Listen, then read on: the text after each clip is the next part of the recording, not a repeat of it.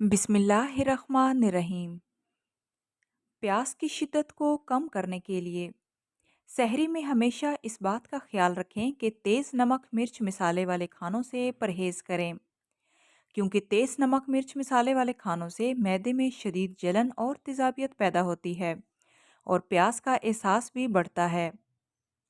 Coffee या चाय का इस्तेमाल बिल्कुल ना करें, लेकिन कुछ लोगों को आदत होती है चाय या कॉफ़ी पीने की, तो आधे कप से ज़्यादा चाय या कॉफ़ी ना लें। रोजे के दौरान प्यास को कंट्रोल करने के लिए सबसे बेहतरीन चीज दही है। सहरी में दही या लस्सी का इस्तेमाल लाजमी करें, क्योंकि दही में 90% पानी होता है। इसके अलावा ये कैल्शियम, पोटाशियम और सोडियम से भरपूर होता है, जो आपको रोजे की हालत में पूरा दिन हाइड्रेट रखता है। और कोशिश करें कि पराठे की जगह खुश्क रोटी या चपाती का इस्तेमाल करें दही के साथ। इसके अलावा सहरी में इलायची का इस्तेमाल भी प्यास की शिद्दत को कम करता है। इसको इस्तेमाल करने का बेहतरीन तरीका ये है कि दही में एक चुटकी सब्ज इलायची पाउडर का डालकर खा लें, और अगर दही में डालकर नहीं खाना चाहते तो आप इलायची के दाने निकालकर पानी के साथ चबाकर खा लें। इस तरह इलायची के इस्तेमाल से आप प्यास की शिद्दत को कम कर सकते हैं।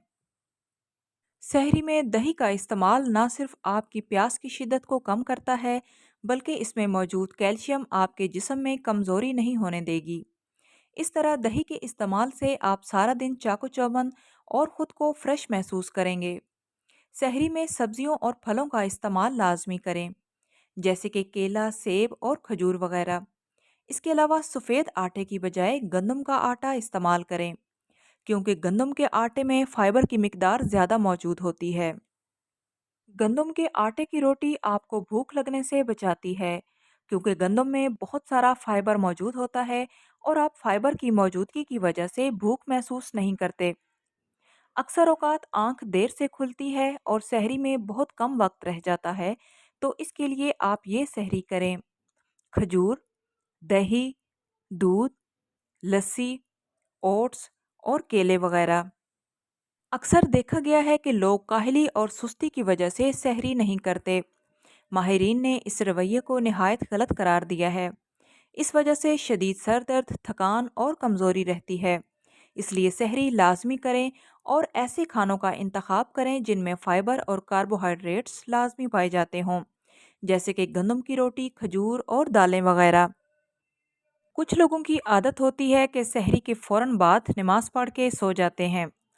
ऐसा हरगिज़ नहीं करना चाहिए, क्योंकि फ़ौरन सोने की वजह से बदहज़मी, गैस, मोटापा और तेज़ाबियत जैसे मसाइल से सामना करना पड़ सकता है। सहरी में इन ग़िज़ाओं का इस्तेमाल ना करें। ऐसी ग़िज़ाएँ इस्तेमाल ना करें जिनमें नमक ज़्यादा हो, जैसे कि अचार वगैरह। इसके अलावा सॉल्टेड नट्स, कैंड फूड वगैरह, इससे जिस्म में सोडियम की मिकदार बढ़ने से प्यास की शिद्दत में इजाफ़ा हो सकता है। और ऐसी चीज़ें भी इस्तेमाल ना करें जिनमें चीनी का ज़्यादा इस्तेमाल किया गया हो, जैसे कि सॉफ्ट ड्रिंक्स, डब्बे वाला जूस और मिठाइयाँ वगैरह। इन चीज़ों के इस्तेमाल से भी प्यास की शिद्दत में इजाफ़ा होता है और मुंह बहुत जल्द खुश्क हो जाता है। इसलिए ऐसी चीज़ों के इस्तेमाल से गुरेज करना चाहिए। इसके अलावा ऐसी चीज़ों का भी इस्तेमाल ना करें जिनमें कैफ़ीन की मिकदार ज़्यादा हो, जैसे कि कॉफ़ी, चाय और चॉकलेट वगैरह, क्योंकि ये चीज़ें हमारे जिस्म के टेम्परेचर को बढ़ाती हैं और हम डिहाइड्रेट फ़ील करते हैं। सहरी में कम से कम 3 गिलास पानी के लाजमी इस्तेमाल करें, ताकि हमारे जिस्म में पानी की कमी ना हो पाए। इसके अलावा 2 खजूरें और कोई भी एक फल लाजमी इस्तेमाल करें। बहुत ज़्यादा तेल वाली चीज़ों का इस्तेमाल ना करें और खजूर का इस्तेमाल सहरी और अफ्तारी में लाजमी रखें, क्योंकि हजूर पाक सल्लल्लाहु अलैहि वसल्लम ने हमेशा सहरी में और अफ्तारी में खजूर का इस्तेमाल किया है। तो खजूरें खाना सुन्नत भी है और सेहत के लिए भी बेहद मुफीद है। इसके अलावा अगर आप मैदे में तेज़ाबियत और जलन महसूस करते हैं, तो इसके लिए एक बेहतरीन नुस्खा है।